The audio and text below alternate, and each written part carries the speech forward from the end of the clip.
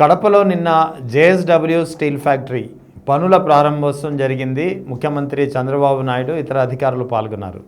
So అంతవరకు బాగానే ఉంది. ఈ కార్యక్రమం జరిగినప్పటి నుంచి తెలుగుదేశం అండ్ కో కానీ తర్వాత తెలుగుదేశం సమర్థించే అనుకూల మీడియా కానీ పెద్ద ఎత్తున క్యాంపెయినింగ్ నిర్వహించాయి. చంద్రబాబు క్రెడిట్ అనేది పూర్తిగా తీసుకునే ప్రయత్నం చేశారు. కానీ ఆ తర్వాత జేఎస్డబ్ల్యూ స్టీల్ కంపెనీ అధినేత సజ్జాల్ జిందాల్ స్వయంగా చేసినటువంటి ట్వీట్, ముఖ్యంగా వైఎస్ జగన్ను అభినందిస్తూ వైఎస్ జగన్కు కృతజ్ఞతలు తెలుపుతూ చేసిన రీట్వీట్ ఏదైతే ఉందో, ఈ ట్వీట్తో మొత్తం ఒక్కసారిగా అందరూ షాక్ తినటువంటి పరిస్థితి. సో ఈ అన్ని అంశాలపై మాట్లాడేందుకు మనతో జాయిన్ అవుతున్నారు విజయవాడ నుంచి ప్రముఖ న్యాయవాది వెంకటేష్ గారు. నమస్తే సార్. నమస్తే సార్. వెంకటేష్ గారు, నిన్న కడపలో జరిగినటువంటి జేఎస్డబ్ల్యూ స్టీల్ ఫ్యాక్టరీ పనుల ప్రారంభం మొదలైంది. నిన్న అధికారికంగా ప్రభుత్వం తరపు నుంచి ముఖ్యమంత్రి చంద్రబాబు నాయుడు ఇతర అధికారులు పాల్గొన్నారు, మంత్రులు కూడా. అయితే ఈ కార్యక్రమం క్రెడిట్ తీసుకునే ప్రయత్నం కూటమి ప్రభుత్వం చేసింది. అదే సమయంలో జేఎస్డబ్ల్యూ కంపెనీ అధినేత సజ్జాల్ జిందాల్ చేసినటువంటి ఒక ట్వీట్ మొత్తం వ్యవహారాన్ని బయటపెట్టింది. కూటమి ప్రభుత్వం మరోసారి క్రెడిట్ చోరీకి ప్రయత్నించిందనే వాదన బయటకు వస్తుంది. ఎంతవరకు చెప్పాలి, దీనికి ఎలా పరిగణించాలి? సార్, ముఖ్యంగా ఈ కూటమి ప్రభుత్వం తీసుకున్నటువంటి ఈ డెసిషన్ ఏదైతే ఉందో దీన్ని అప్రిషియేట్ చేయాలి. ఎందుకంటే ఈ జిందాల్ గారికి సంబంధించినటువంటి ఈ స్టీల్ ఫ్యాక్టరీ ఏదైతే ఉందో, ఈ స్టీల్ ఫ్యాక్టరీ ఏర్పాటు నిమిత్తం జగన్మోహన్ రెడ్డి గారు అనేక అడ్డదారులు దొక్కారని, అలాగే ఈ జైత్వానీ కేసులో ఇతనికి ఏదో ఫేవర్ చేయడానికి అనేక మంది ఐపీఎస్ ఆఫీసర్లని పంపించి అక్రమ అరెస్టులు చేశారని చెప్పేసి అనేక రకాలుగా ప్రచారం చేసినటువంటి ఈ తెలుగుదేశం పార్టీ ప్రభుత్వం ఈరోజు అదే జిందాల్ గారి ఆధ్వర్యంలో ఫ్యాక్టరీని తమ అచీవ్మెంట్గా, ఈ ఫ్యాక్టరీ తమ వల్లే వచ్చింది, తమ యొక్క పారదర్శక విధానాల వల్లే వచ్చిందని చెప్పేసి చెప్పుకోవటానికి సిద్ధపడి ఈరోజు దానికి సంబంధించినటువంటి నిర్మాణ కార్యక్రమ పనులని అఫీషియల్గా లాంచ్ చేశారు. ఎనీహౌ, దీన్ని మనం అప్రిషియేట్ చేద్దాం. అంటే తప్పు జరిగింది అనేది వీళ్ళకి కొంత జ్ఞానోదయం అయింది అనేది మాత్రం మనందరం కూడా ఏకాభిప్రాయంతో ఉండాల్సినటువంటి పరిస్థితి. రాష్ట్రానికి ఒక పరిశ్రమ వస్తే అధికార ప్రతిపక్ష నాయకులందరూ కూడా సహృదయంతో స్పందించడం అనేది ఇది నాకు తెలిసి ఇది ప్రప్రథమంగా జరిగింది. ఇటు జగన్మోహన్ రెడ్డి గారు కానివ్వండి, అటు చంద్రబాబు నాయుడు గారు కానివ్వండి, మరొక పక్క బీజేపీ నేతలు కానివ్వండి, దీనికోసం చాలా కృషి చేశారు. ఎందుకంటే రాయలసీమ లాంటి వెనుకబడిన ప్రాంతంలో వైఎస్ రాజశేఖర రెడ్డి గారి దయవల్ల శ్రీ సిటీ అనేటువంటిది ఒక గొప్ప కార్యక్రమాన్ని తీసుకుని ముందుకు నడిపించినటువంటి పరిస్థితి. ఆ తర్వాత అనేక రకాలైనటువంటి పరిశ్రమలు వచ్చినాయి. చంద్రబాబు నాయుడు గారి టైంలో కియా పరిశ్రమ వచ్చింది. అలాగే జగన్మోహన్ రెడ్డి గారి టైంలో మన హైడ్రో ప్రాజెక్టు, విద్యుత్ ప్రాజెక్టు వచ్చింది. ఇలాంటి ప్రాజెక్టులన్నీ కూడా వచ్చినప్పుడు అందరి రాజకీయ పార్టీ నాయకులు కూడా సంతోషించారు. ఎందుకంటే ఓవరాల్గా ఇది స్టేట్ డెవలప్మెంట్కి సంబంధించి.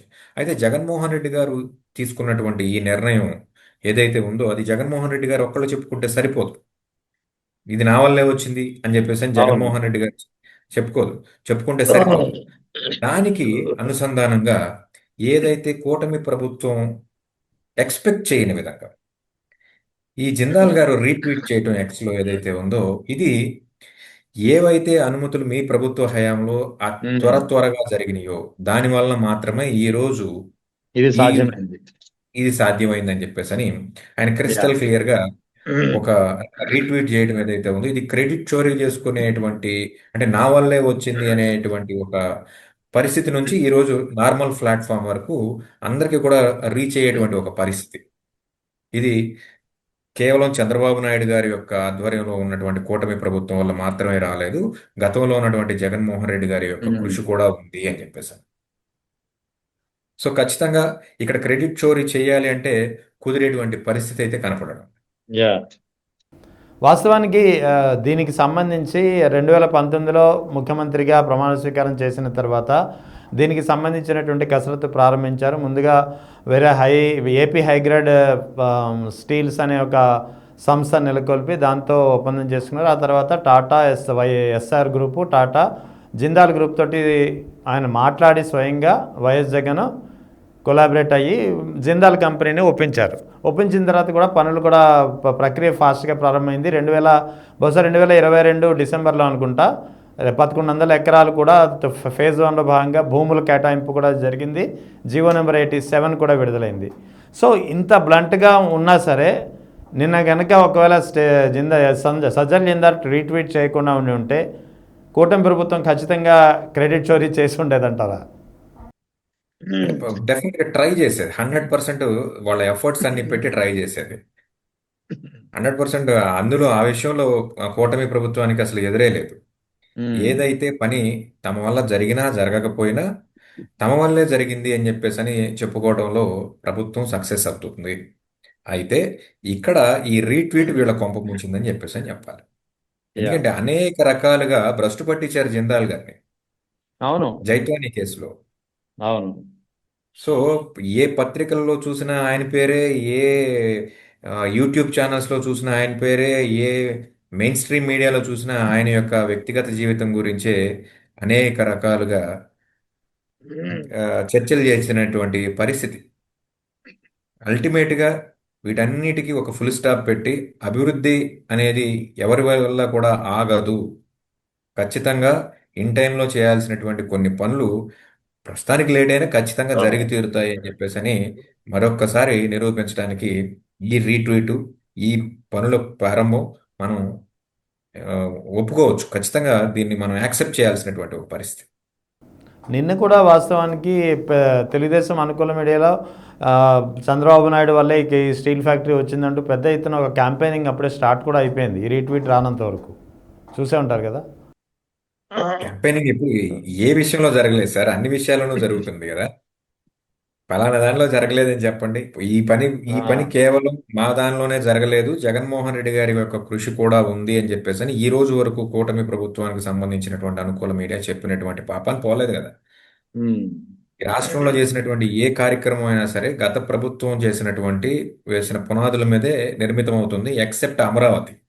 యా ఎక్సెప్ట్ అమరావతి డెవలప్మెంట్కి సంబంధించినటువంటి పరిస్థితి కాకుండా రిమైనింగ్ అన్ని కూడా కూటమి ప్రభుత్వం తీసుకున్నటువంటి ప్రతి నిర్ణయం జగన్మోహన్ రెడ్డి ఇచ్చిందే.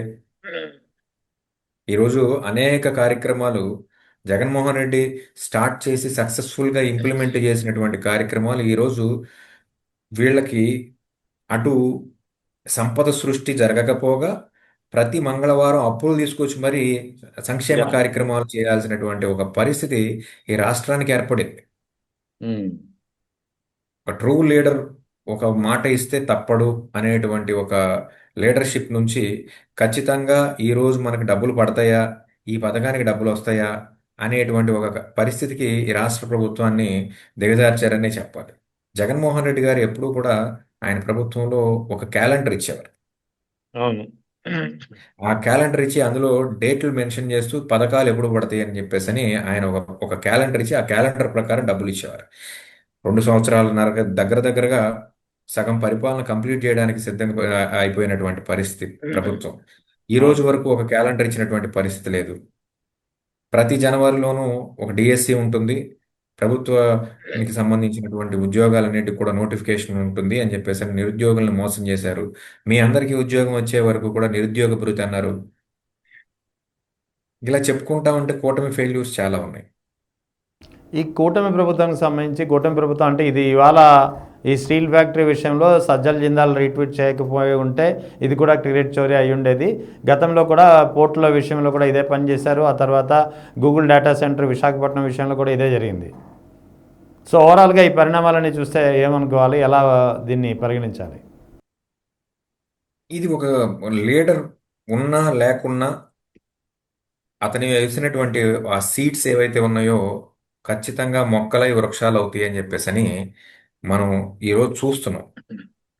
జగన్మోహన్ రెడ్డి గారు తీసుకున్నటువంటి పోర్టులు కానివ్వండి, షిప్ యార్డ్స్ కానివ్వండి, లేకపోతే గూగుల్ డేటా సెంటర్ కానివ్వండి, ఇలాంటిది అన్ని కార్యక్రమాలు కూడా ఈరోజు సక్సెస్ఫుల్గా ఇంప్లిమెంట్ అవుతున్నాయి. అట్ ద సేమ్ టైం ఆయన తీసుకొచ్చినటువంటి మెడికల్ కాలేజెస్ని ప్రైవేటు పరం చేస్తానంటే ఒక్క ఒక్క మాటతో ఆపగలిగాడు. సో ఇక ఈ మధ్య కాలంలో యూట్యూబర్ల అరెస్టుల పర్వాలు ముఖ్యంగా రెడ్ బుక్ రాజ్యాంగం ఏదైతే అమలు జరుగుతోంది గట్టిగా పోలీసులు వన్ సైడెడ్గా వ్యవహరిస్తున్నారనే ఒక ఆరోపణలు వస్తున్నాయి. దానికి తగ్గట్టుగా ఈ యూట్యూబర్ల అరెస్టుల పర్వం కూడా జరుగుతుంది. ఇక్కడ యూట్యూబర్లు ఎవరు అనే దానికంటే కూడా పోలీసులు తర్వాత ప్రభుత్వం పూర్తిగా ప్రశ్నించిన వారిపై కక్షపూరితంగా చర్యలు తీసుకుంటుందా? ఇదే పెద్ద ఎత్తున ఒక చాలా పరాకాష్ఠకు చేరే అంశంగా మారింది.